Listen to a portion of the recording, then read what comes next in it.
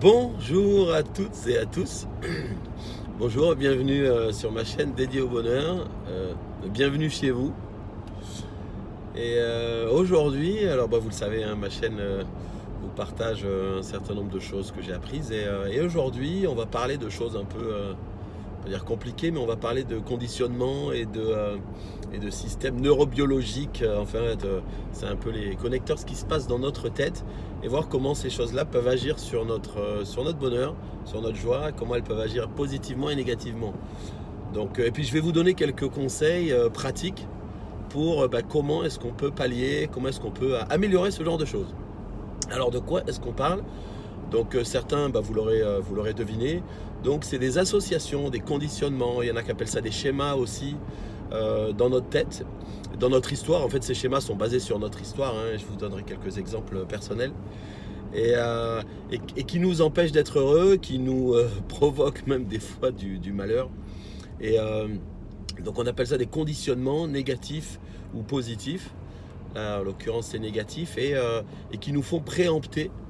Donc je pense que c'est avant de rentrer dans les détails, je vais déjà vous poser une petite question. Est-ce que ça vous est déjà arrivé d'être dans un état de joie plutôt, ou une paix, on va dire? On est dans la paix, on est là, on conduit ou quoi que ce soit, et puis on entend une musique ou on croise une plaque d'immatriculation, ou on voit une publicité ou quoi que ce soit, et ça nous met tout de suite dans un état plutôt, je ne vais pas dire de torpeur, mais en tout cas de tristesse souvent, et parfois d'effroi.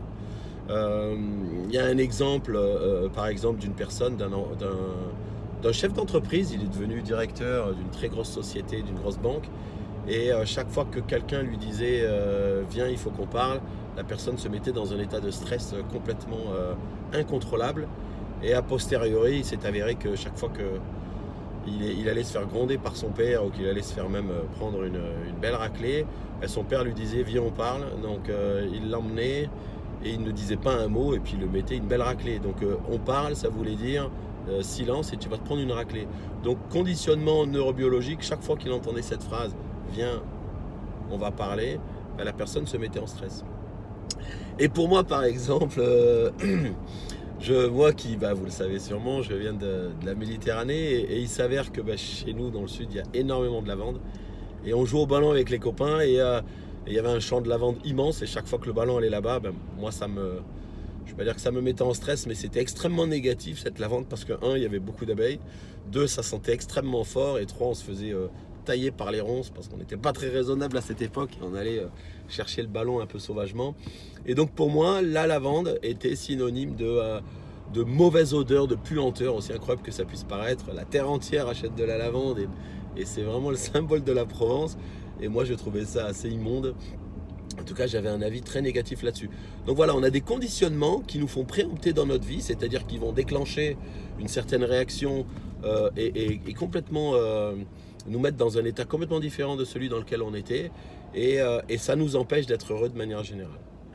Alors voilà, je suis sûr que vous en avez, hein. Ça peut être un mot, ça peut être une odeur, ça peut être une couleur, ça peut être un lieu, ça peut être une personne aussi.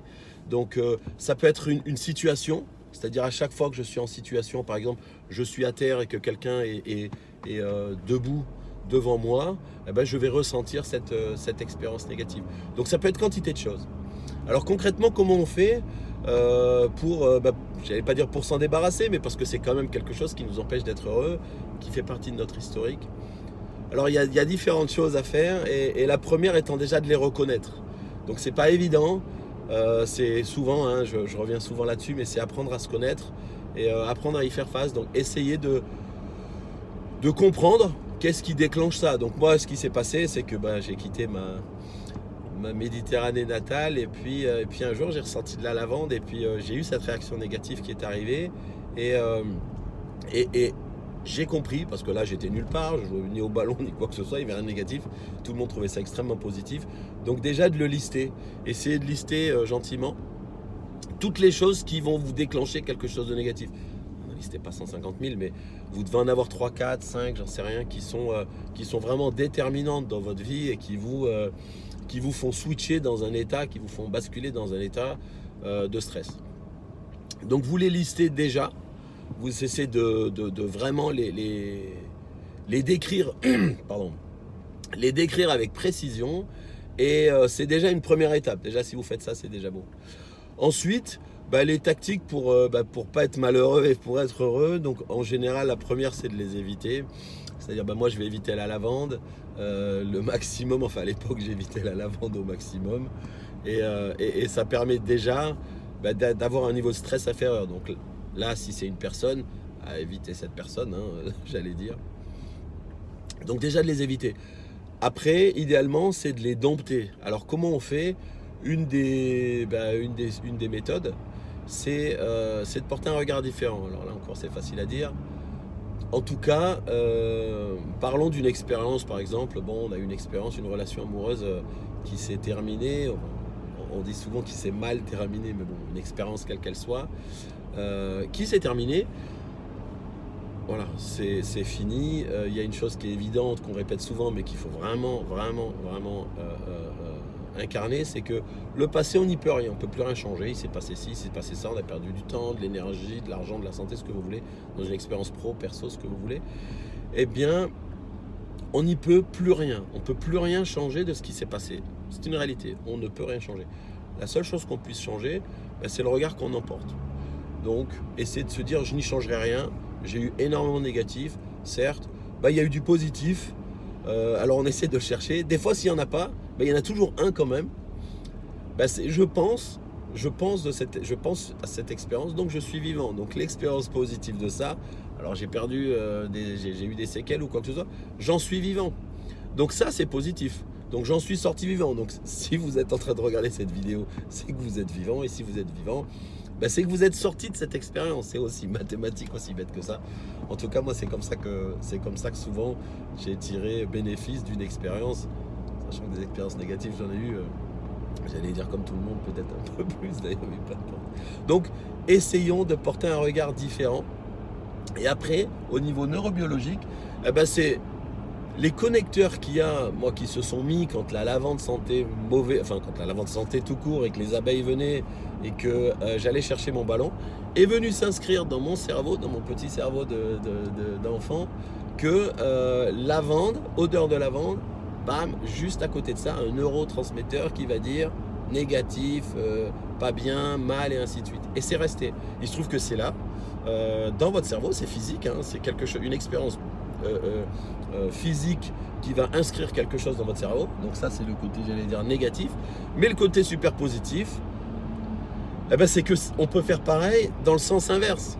C'est-à-dire que si la lavande, ou si une phrase, ou si un mot, une personne, j'y colle quelque chose de positif, alors ça se fait pas, c'est pas du copier-coller, mais ça se travaille. Et on pourrait, si vous voulez, rentrer en contact, on pourra voir concrètement plus en détail comment on fait, mais toujours est-il que si vous connectez quelque chose de positif derrière cette sensation d'odeur, là en l'occurrence la lavande, ça marche.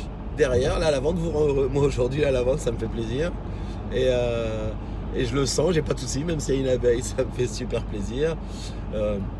Et donc c'est vraiment important de savoir qu'on peut aller à l'effet inverse. Et les gens pensent que non, mais le cerveau s'est programmé d'une façon. Alors c'est négatif parce qu'enfant on le subit plus ou moins.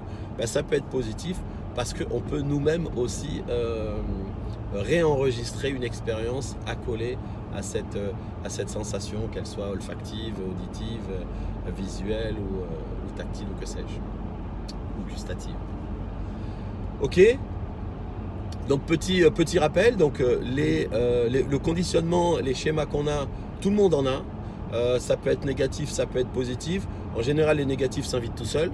Les positifs, il est bon de les cultiver. Et si vous avez des expériences négatives sur un ressenti ou quelque chose, une sensation, listez-les, commencez par les lister, essayez de les éviter. Et puis après, pour les dompter, c'est essayer d'accoler quelque chose d'un peu plus positif. Et vous verrez que ça marche. Moi, ça marche.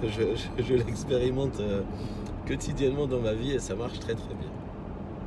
Est-ce qu'on est bon? En tout cas, moi je le suis. J'espère que vous l'êtes aussi et que ça vous aura éclairé sur quelque chose, comme le soleil est en train de m'éclairer. Et ça fait beaucoup de bien. Je vous souhaite une belle vie et je vous dis à très bientôt. Prenez soin de vous, prenez soin des autres. et de tous les autres. Ciao, ciao.